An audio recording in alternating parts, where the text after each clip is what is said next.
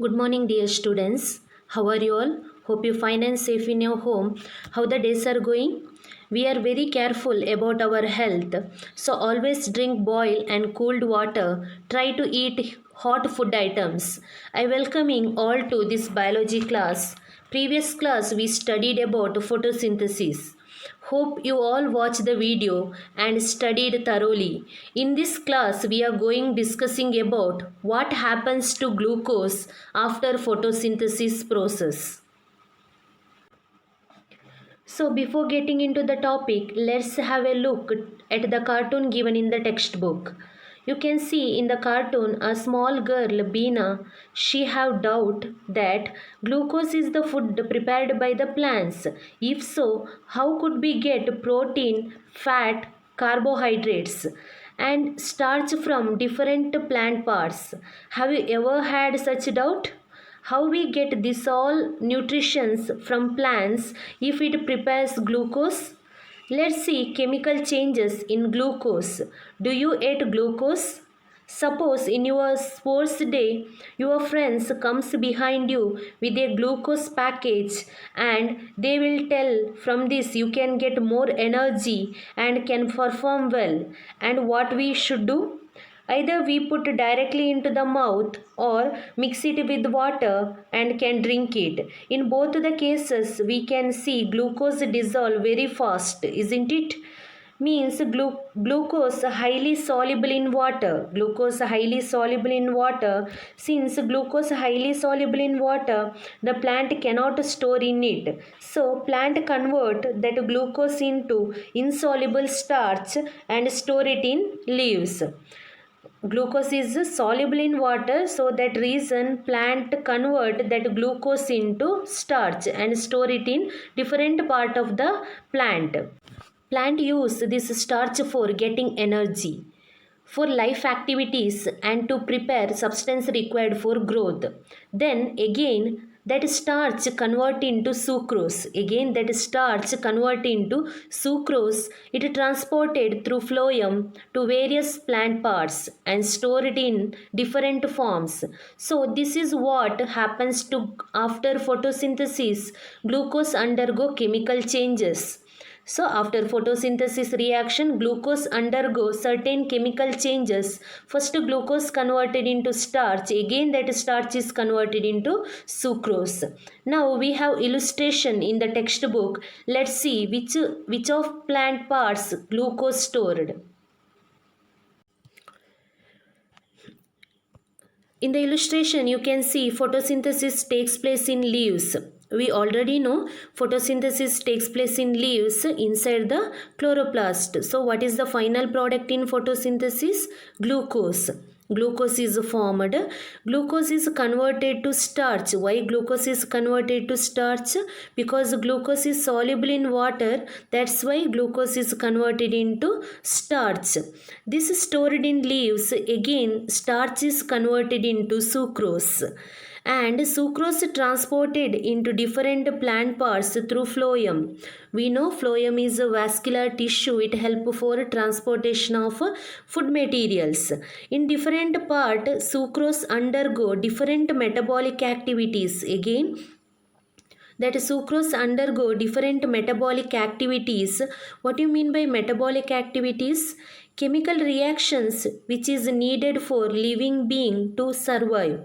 We know plant is the one of the living thing, so it have some metabolic activities like respiration.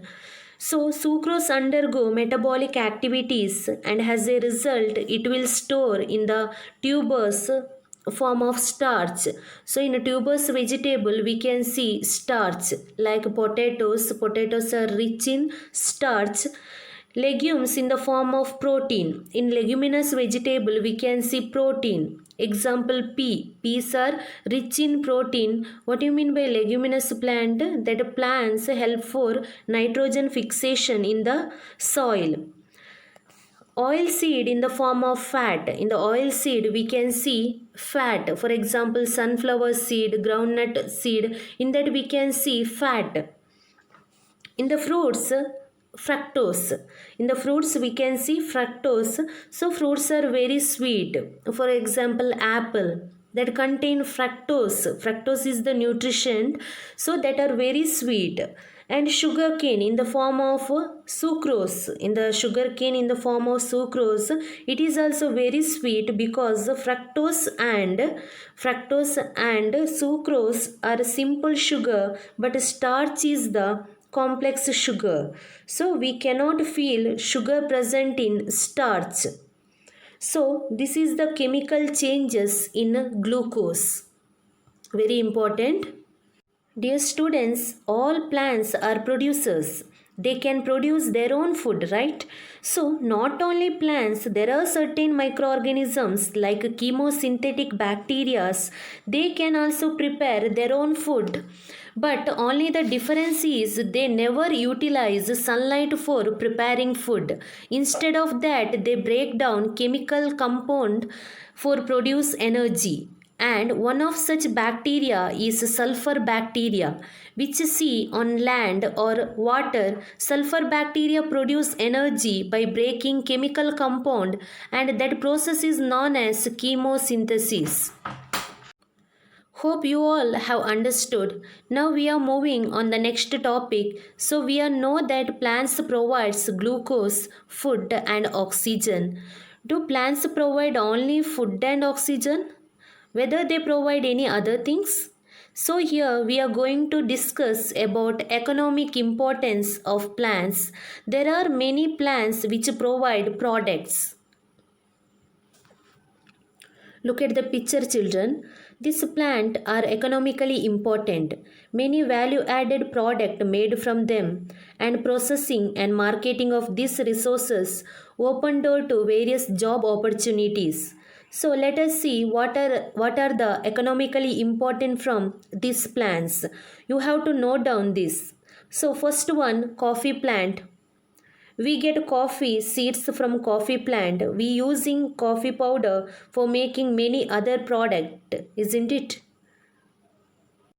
The next one is rubber. We get latex from rubber and use this latex for making many rubber products. Next one is pepper plant. We get useful spice. Last one is cocoa plant. We get cocoa seed from cocoa plant. Cocoa powder is very useful for making chocolates and baking cakes. These are some economically important plants. There are lot of economically important plants around us like tea plant, coconut tree, arecanut tree and variety of medicinal plants are there. Not only pepper, many other spices also. So there are lot of economically important plants are there around us. We can see variety in them, and this economic important plant provide lots of job opportunities. You can also collect more information about economically important plant and their product and different uses. I hope you all of you understood today's class. Thank you.